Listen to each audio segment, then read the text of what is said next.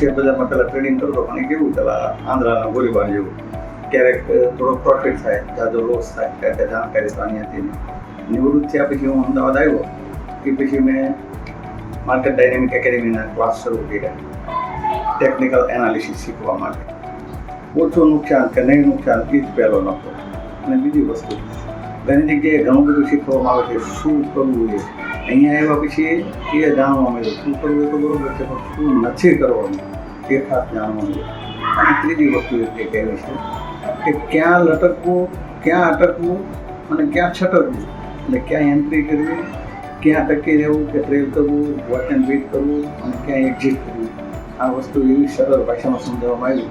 એટલે ખરેખર મને એમ થાય છે કે જો આ ક્લાસમાં જે શીખવવામાં આવ્યું છે ને એને સ્ટ્રિક્ટલી સિસ્ટમને ફોલો કરીને જો ટ્રેડિંગ કરવામાં આવે તો 100% ધાર્યું તમને મળે, સફળતા મળે છે.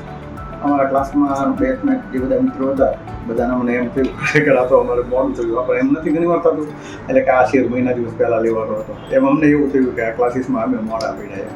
એટલે નવા મિત્રો જે છે જે સ્ટોક માર્કેટમાં આવવા માંગતા હોય એમને તો એક જ સલાહ આપીશ કે એમના માટે મણિનગરમાં જે ક્લાસ ચાલે છે માર્કેટ ડાયનેમિક એકેડેમી એ એમના માટે ખૂબ જ બેસ્ટ જગ્યા છે.